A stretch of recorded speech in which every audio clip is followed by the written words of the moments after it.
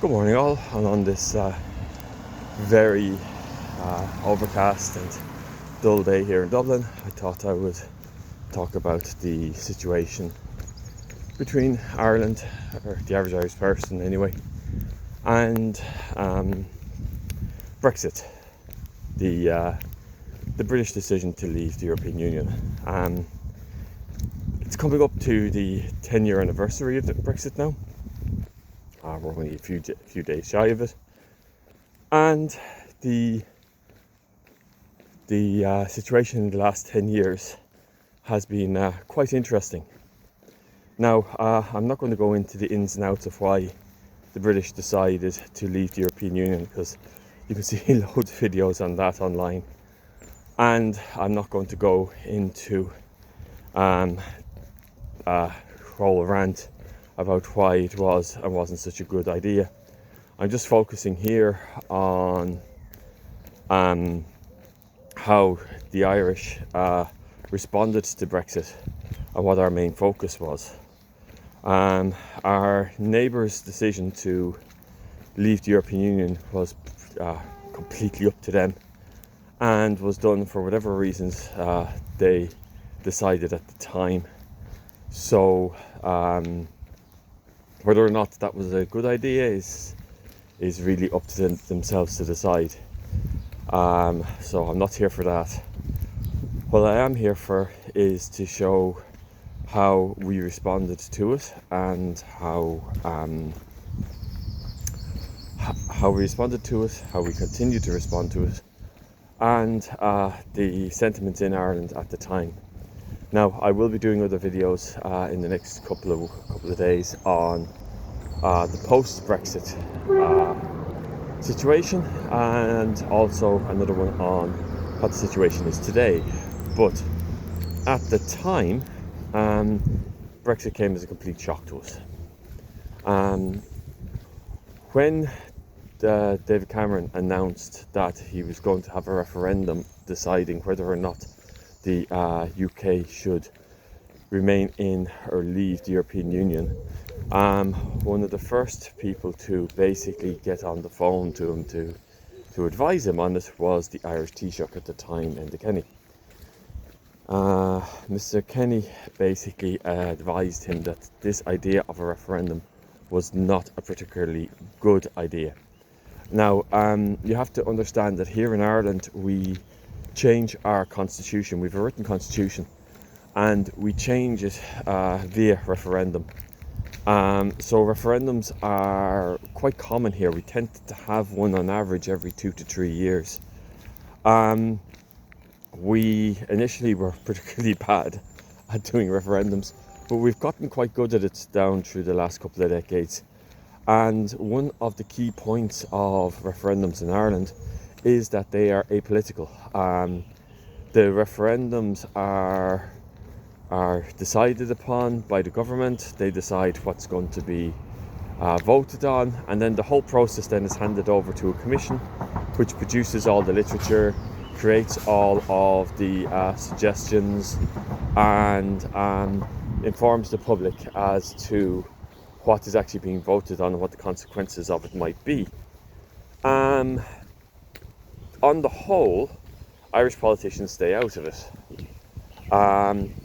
Different political parties will comment on what the commission is producing, or will give their opinions one way or the other as to whether the referendums should be a yes or no vote.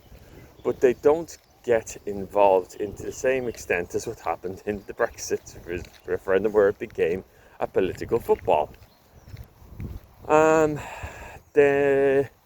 So Enda Kenny basically first said, look, are you really sure about this? Because referendums can go violently wrong. And also, should you really be doing a referendum on something as big and meaningful as membership of the European Union, when the British system really does not have the experience of referendums that the Irish system had?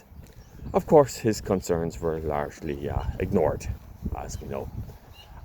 So when as the referendum was coming up and the debates were taking place as to whether or not the British should remain or in the European Union or leave it, the Irish government were basically advised the British that, look, if you're going to go through with this, make sure to have a good plan with regards to Northern Ireland. Now, I've gone on about Northern Ireland in a few different videos, about how it is one of the key aspects to Irish-British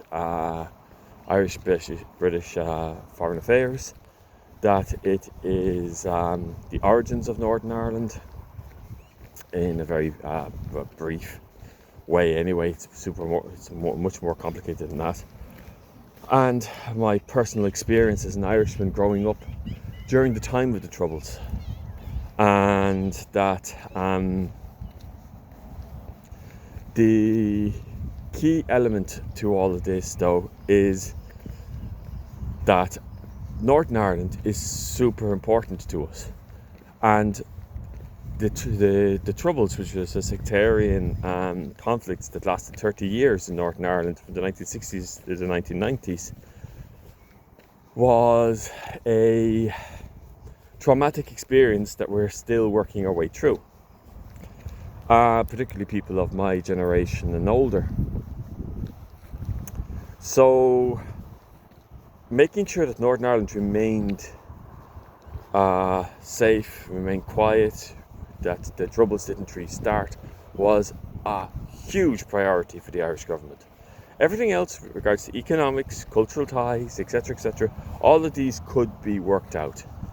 But Northern Ireland was the key element. And the Irish government pleaded with the British government at the time to please make sure that you have a fairly good understanding of what you're going to do with Northern Ireland should you leave. Because having a border, a physical border between the Republic of Ireland and Northern Ireland, is just going to turn this into an absolute nightmare. Of course, again, the Irish government was largely ignored, and Northern Ireland hardly came up in the debate surrounding Brexit running up to the referendum. Now, why is the border such a big issue? Well, during the time of the Troubles, when that were taking place there was a lot of physical infrastructure on the border between military outposts, police outposts, customs checks, places, things like this. So this resulted in A, huge queues going from north to south, and B, also a divide that was physically there between the two communities.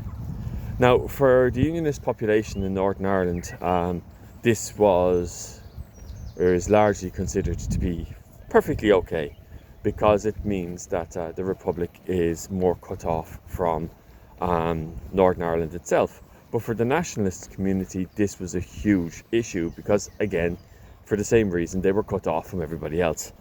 And they felt isolated and alone inside a state which, for a lot of its history, was actively against them. There was a case not long before Brexit where speed cameras were put up on some roads near to the border, which were destroyed by the local people, because most of the population along the border are actually very pro-Irish, and they would really much prefer to be part of the Republic of Ireland rather than be part of the UK. Now, that's not everybody, but like the vast majority. And so any sort of government style infrastructure that's on the border is going to be targeted. So this became a central pillar for the negotiations that took place after the Brexit vote, which I will go into in another video. But basically, once the Brexit vote took place, the first question on everybody's mind in Ireland, and the first question the Irish government basically posed to the UK, was, what are you going to do about Northern Ireland? What are you going to do about the border? And the stress and aggravation and discussion over that basically dominated most of the discussion with regards to Brexit ever since. Well, at least up to the point where some sort of arrangement was put into place. So, the Irish response to Brexit, well, first initially was shock, and then worry over the fact that this might cause a war to basically spark off on our island. Thankfully, everything else was reasonably, well, not easy, but was easier to manage. For example, our trade routes shifted, and our relationship with the European Union was modified slightly, but the overall issue was Northern Ireland, and that brings us up to the negotiations themselves, which I will do in another video. Okay, well, hope you found that interesting. Have a very nice day, and take care.